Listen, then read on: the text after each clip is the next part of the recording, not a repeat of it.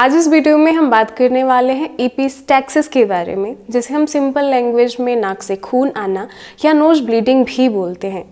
कभी कभी हम नाक साफ कर रहे होते हैं तो हमें चोट लग जाती है और खून आने लग जाता है, लेकिन कभी अचानक भी हम अपनी नाक को छू नहीं रहे होते और अचानक से हमारी नाक से खून आने लग जाता है और हम घबरा से जाते हैं कि आखिर हो क्या गया, इसका क्या रीज़न हो सकता है कि अचानक से हमारे नाक से खून आने लग जाता है। नाक से खून आना ज़्यादा कोई दिक्कत वाली बात नहीं होती है, लेकिन फिर भी हम ये सोचने लग जाते हैं कि इसका रीज़न क्या हो सकता है। तो इसके बहुत सारे रीज़न हो सकते हैं। पहला, अगर हवा बहुत ज़्यादा ड्राई है, गर्म है, शुष्क है, तो उसकी वजह से भी ऐसा हो सकता है, क्योंकि हवा अगर ड्राई होगी तो हमारी स्किन भी ड्राई हो जाती है और हमारे नाक के अंदर की जो स्किन है वो भी ड्राई हो जाती है। और नाक के अंदर वाली स्किन में बहुत सारी महीन महीन ब्लड वेन्स होती हैं, जो कि स्किन के ड्राई होने से फटने पे वो नसें भी फट जाती हैं और उसमें से ब्लड बाहर आने लग जाता है। नोज ब्लीडिंग कभी कभी हमें प्रेगनेंसी में भी देखने को मिलती है, क्योंकि प्रेगनेंसी में बहुत सारे हार्मोनल चेंजेस होते हैं,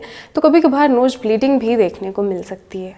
तीसरा रीज़न चोट लगना हो सकता है। चोट लगने की वजह से भी हमें नोज ब्लीडिंग होती है। और चौथा रीज़न हो सकता है, अगर आप कोई ऐसी सप्लीमेंट्स ले रहे हैं, कोई ऐसा दवा ले रहे हैं जिसकी वजह से आपका खून पतला हो जा रहा है, तो ये खून पतला होने की वजह से भी नोज ब्लीडिंग देखने को मिलती है।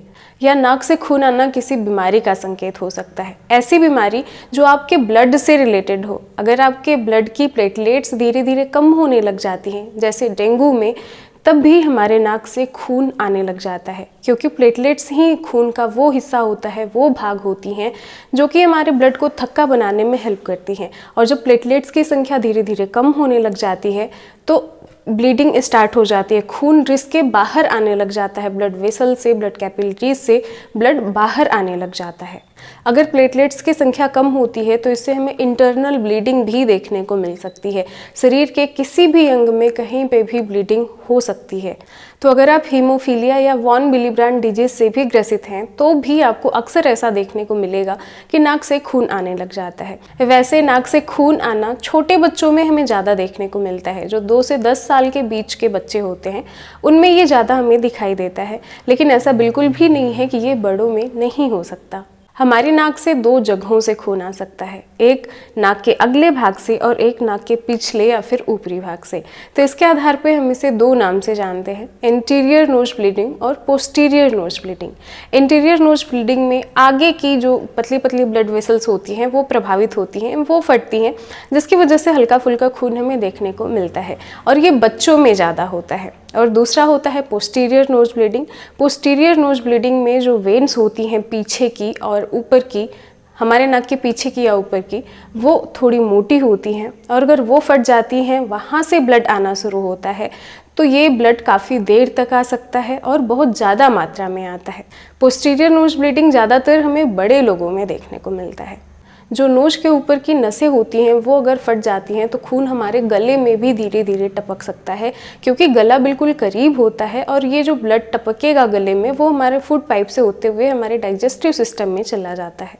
या जब भी हमें नोज ब्लीडिंग होती है, हम क्या करते हैं, पीठ की तरफ लेट जाते हैं, तो उससे भी खून हमारे डाइजेस्टिव सिस्टम में चला जाता है। और अगर आपको उस समय तुरंत उल्टी होती है या 10-5 मिनट बाद आपको उल्टी होती है तो आप देखेंगे कि आपके वोमिटिंग में भी ब्लड आ रहा है। अब हम बात करते हैं कि अगर नाक से खून आ रहा है तो हम उसे रोकें कैसे।